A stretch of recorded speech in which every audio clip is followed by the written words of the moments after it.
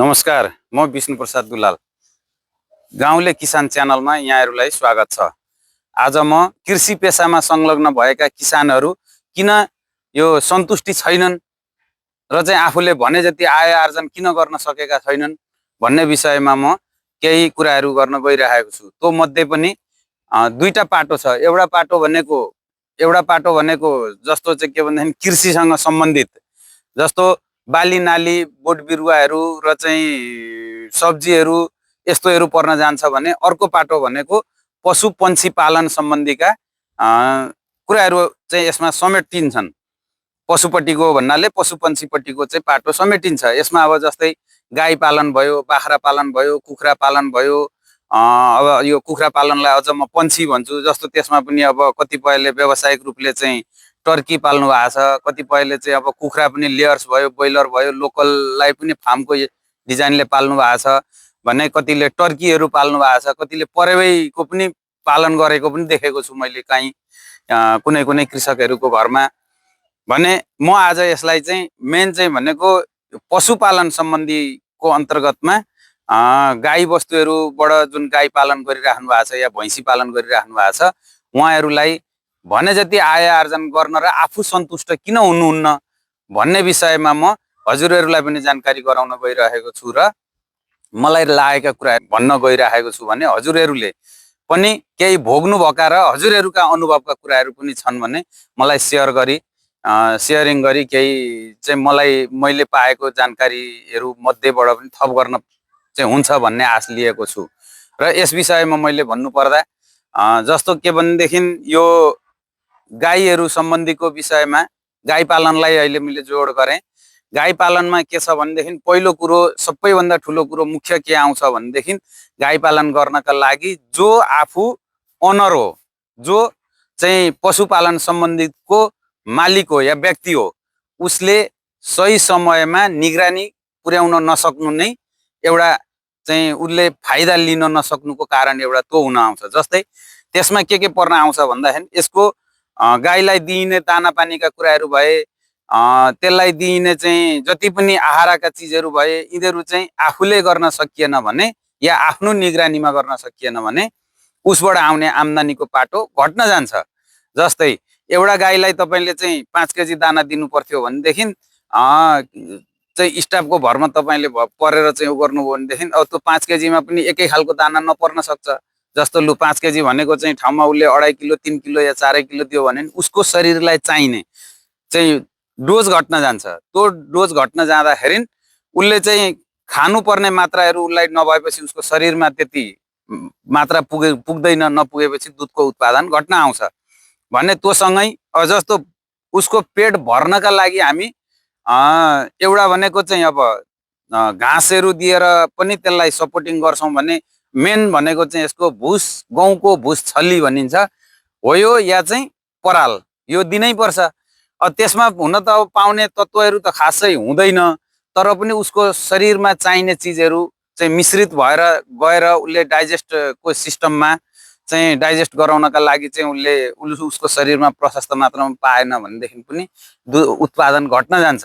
जस्तो मोटोपन आउने, जसले चाहिँ कसैले अब कटिङको लागि पठाउनलाई जस्तो राँगाहरू भयो त्यस्तो पाल्नु भएको छ भने त्यसमा पनि उसको शरीरमा जति मासु चाहिन्थ्यो त्यति नलाग्न सक्छ। दुधको उत्पादनमा पनि जति हुनु पर्थ्यो त्यति नहुन सक्छ भने अब यसरी उबाट आम्दानी गर्ने स्रोत चाहिँ त्यो भयो। तर यसको चाहिँ अर्को चाहिँ घाटामा जानुको कारण अर्को के हो भन्दाखेरि एउटा भनेको आफ्नो आम्दानीको कसरी त्यसलाई गर्ने भन्ने विषय हो भने अर्को भनेको त्यसको बजारीकरण चाहिँ उत्पादन भएको चिजलाई बजारको व्यवस्थापन सही ढङ्गले गर्न नसक्नु नै फार्महरू घाटामा हुनुको कारण हो। किन भन्दाखेरि जस्तो मानौँ न, लु एकजना किसानले 100 लिटर दुध उत्पादन गऱ्यो भने उसले बजारमा लगेर उचित मूल्य लिएर चाहिँ बेच्न सको, बिक्री गऱ्यो भनेदेखि चाहिँ त्यो नाफामा हुन जान्छ। यहाँसम्म मैले अहिले समग्र रूपमा केही कुराहरू राखेँ भने अब ठ्याक्कै बुदागत रूपमा म केही कुराहरू राख्न गइरहेको छु।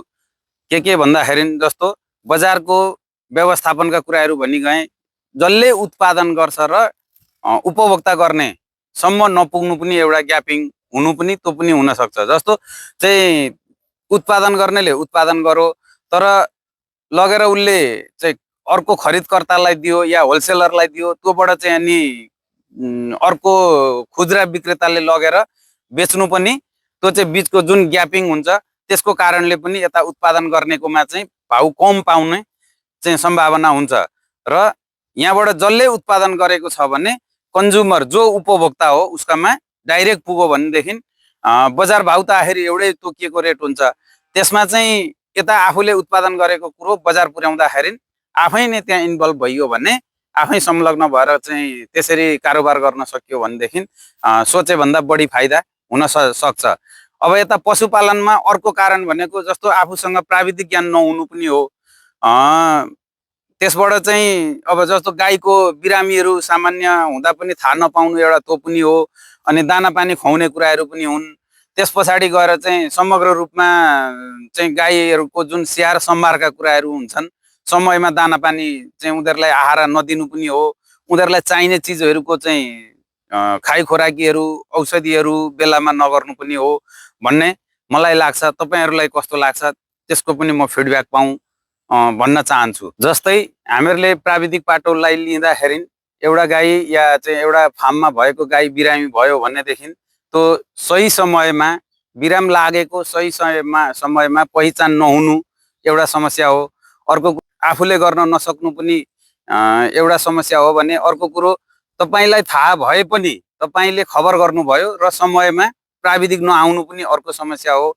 र तपाईलाई सामान्यतया तपाईलाई यदि घरेलु उपचारहरूको विषयमा थाहा छ भनेदेखि तपाईले घरमै भएका जडीबुटीहरू या तपाईसँग घरमै भएका कुनै बेला अब तपाईले किनेरै ल्याएका औषधिहरू पनि राखेका छन् भनेदेखि त्यहीबाट पनि तपाईलाई चाहिँ इलाज गराउन सक्ने खालका पनि तपाईको घरमै छन्, गोदाममै राख्नु भएको छ, स्टोर गरेर राख्नु भएको छ। तपाईलाई यदि ज्ञान छैन भने त्यो पनि तपाईले सदुपयोग गर्न सक्नुहुन्न समयमा भने प्राविधिककै भर मात्रै परेर पनि हुँदैन। समय समयमा आफूले पनि केही ज्ञान गुणका कुराहरू पशुलाई चाहिने चाहिँ औषधिहरू व्यवस्थापन सम्बन्धीका कुराहरू तपाईहरुले चाहिँ अलिकति जानकार भएर बस्न जरुरी हुन्छ भने। अर्को पाटो भनेको जस्तो अब चाहिँ आहारका विषयले पनि गाईहरुमा चाहिँ अब उत्पादनको कुराहरू घट्न जान्छ। मैले अगाडि पनि अलिकति भनेको छु।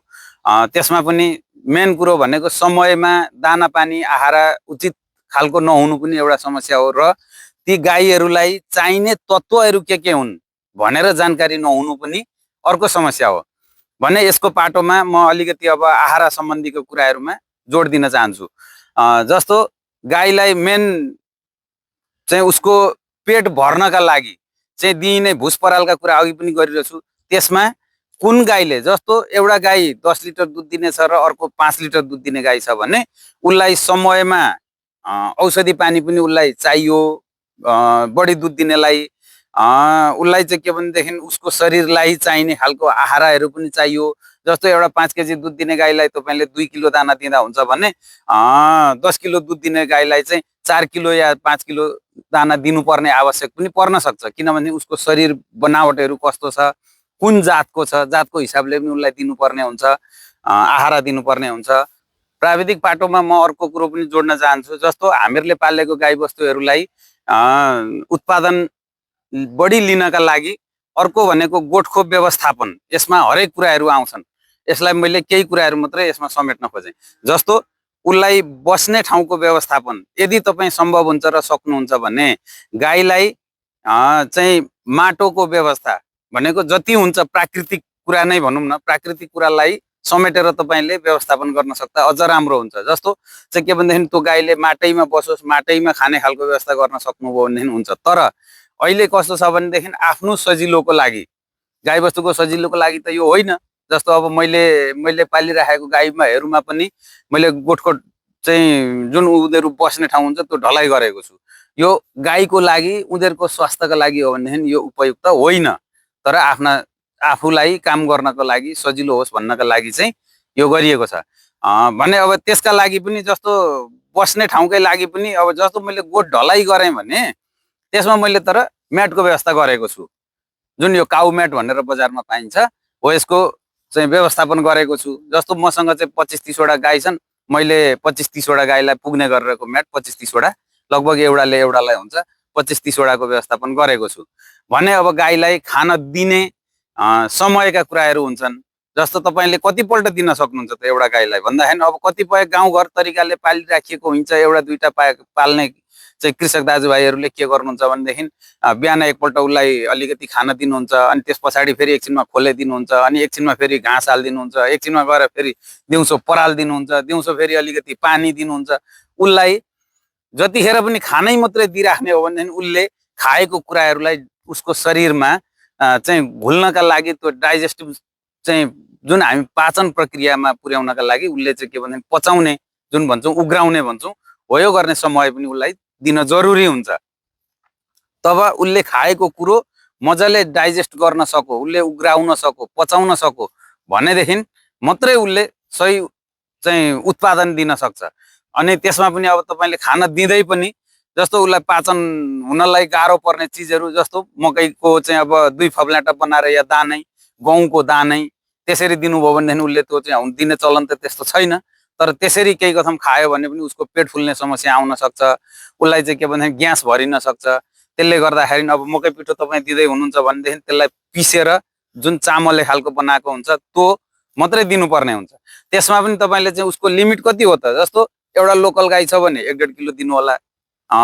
चाहिँ जातको गाई छ भनेदेखि जर्सी या होलिस्टेन छ भनेदेखि तपाईँले बडीमा भनेको छाकमा 1.5 किलो 2 किलोसम्म दिन सक्नुहुन्छ भने हो। यस्ता कुराहरूलाई चाहिँ मसिनो तरिकाले निहाल्नु पर्ने हुन्छ। र अब यो आहाराको विषयमा मैले अहिले यति भने सरसफाइको विषयमा अलिकति अघि भन्दै थिएँ म चाहिँ गाईलाई जस्तो अब सरसफाइ गर्ने बेलामा पनि तपाईँले जस्तो बिहान खाना दिनु भएको छ भनेदेखि उसले केही समय खाइसकेपछि उसले केही समय चाहिँ उसले आराम गरेर चाहिँ त्यो उग्राउन पाउनु पर्यो।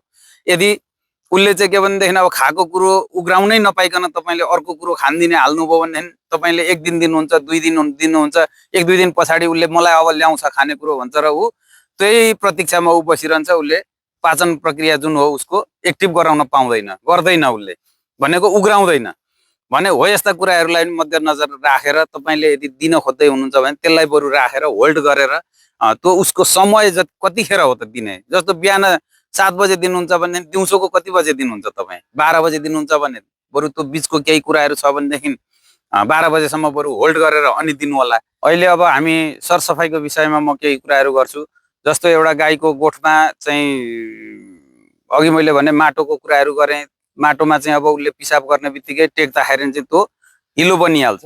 त्यसले गर्दाखेरि गोठलाई चाहिँ ढलाइ गरियो या इटा ओछ्याइयो। इटा ओछ्याइयो भने त्यो इटाको कापहरूमा मजाले भरेको हुनुपर्छ, मसलाहरू भरेर त्यसलाई चाहिँ पानी बग्ने खालको बनाएको हुनुपर्छ। गोठको व्यवस्थापन हो यो भने गोठलाई चाहिँ आफूलाई अनुकूल हुने गरेरको यदि ढलाइ गरिएको छ भने म्याटको व्यवस्था गरिएको छ। अब त्यो पनि जस्तो अब म्याट भन्छौँ हामी, म्याटको माथिबाट चाहिँ राम्रै देखेको हुन्छौँ तर त्यसको मुनिबाटको भागमा चाहिँ फोहोर मैलाहरू जमिराखेको हुन्छ। त्यो पनि बेला बेलामा समय समयमा 1 दिन 2 दिनमा बिराएर त्यसलाई बगाउने या बढार्ने या सफा गर्ने गर्नुपर्छ भने त्यसको गोठको वरिपरि जति पनि सरसफाइहरू गर्नुपर्ने कुराहरू पनि हुन्छन्। जस्तो चाहिँ के भनेदेखि अब गाईको गोठमा सफा गरो तर अलिकति परतिर चाहिँ त्यसको नजिकै भागमा चाहिँ गोबर फ्याँकिएको छ या अरू चाहिँ विकार वस्तुहरू जस्तो घाँसहरू भयो, कुहिएका सडे गलेका चिजहरू फ्याँकिएको छ भने पनि त्यसमा चाहिँ अब किरामिराहरू आएर या चाहिँ अब मच्छरहरू बढी आएर बसेर चाहिँ गाईलाई टोक्ने गरो भने पनि गाईलाई असहज हुन्छ। त्यसले गर्दा पनि उत्पादन घट्न जान्छ भने। अर्को कुरो अब चाहिँ उसको खुट्टा हुँदी घाउहरू हुन सक्छ। समयमा चाहिँ त्यो घाउहरू भएको कुरालाई चाहिँ अब हेरिएन या नजर पुगेन भनेदेखि त्यो घाउ बढ्दै गएर चाहिँ ठुलो रूप लिन सक्छ। तपाईँलाई चाहिँ जस्तो अहिले भनेको हामी घराइसी उपचार पनि गर्न सक्छौँ। जस्तो सामान्य घाउ छ भनेदेखि तपाईँ तेल बेसारै लगाइदिनु भयो भने त्यो चाहिँ घाउ निको हुँदै जान सक्छ। किनभनेदेखि त्यसमा चाहिँ घाउ सानो छ तर चाहिँ के भनेदेखि तपाईँले त्यसलाई हेरचाह नै गर्नु भएन या देख्नु नै भएन भने त्यो अलिक ठुलै फैलिँदै गएपछि तपाईँ उपचार औषधिपट्टि लाग्नुपर्ने हुन्छ। तर त्यो सानो घाउ हुँदाखेरि तपाईँले चाहिँ तेल बेसार मात्रै लगाइदिनु भयो भने पनि त्यो घाउ निको भएर जान्छ। अब त्यो भएन र चाहिँ अब ठुलो घाउ हो भनेदेखि तपाईँ चाहिँ जस्तो अब औषधिहरूपट्टि जाँदाखेरि अब घाउमा लगाउने हिमेक्सहरू किन्नु पर्यो। अनि त्यसलाई चाहिँ अब अलिक ठुलो छ भनेदेखि किरै पर्न सक्छ। किरा पर्यो भनेदेखि त्यसलाई किरा मार्ने औषधि गर्न थाल्नु पर्यो भनेपछि यो अब सानो हो नि त घाउ त, तर त्यसको आफूले चाहिँ समयमा देखिएन या चाहिँ त्यसलाई उपचार गरिएन भनेदेखि ठुलो रूप लिन सक्छ। भन्दै म यो कुराहरूलाई अहिले यतिमै अन्त गरेँ। कृषि पेसामा संलग्न भएका किसानहरू किन असफल हुन्छन् भन्ने कुराहरू मलाई जानकारीमा भएसम्म मैले यहाँसम्म राखेँ। मेरो कुराहरू तपाईहरूलाई कस्तो लाग्छ र तपाईहरूको पनि केही सल्लाह सुझाव भए कमेन्ट बक्समा लेखिदिनु हुन अनुरोध गर्दछु। यस्तै यस्तै जानकारीमूलक भिडियोहरू लिएर आउनेछु। तपाईहरूको साथीहरूलाई पुग्नका लागि सेयर गरिदिनु होला र फेरि पनि मैले चाहिँ बनाएर जानकारीमूलक मेरो ज्ञानले भ्याएसम्मका जानकारीमूलक भिडियोहरू लिएर आउनेछु। त्यसका लागि तपाईहरूले सब्स्क्राइब गरिराख्नु भयो र बेल आइकन दबाउनु भयो भनेदेखि मैले लगाएको भिडियो तपाईभन्दा चाँडोभन्दा चाँडो आउनेछ। यस्तै यस्तै जानकारीमूलक भिडियोहरू लिएर फेरि पनि म आउनेछु।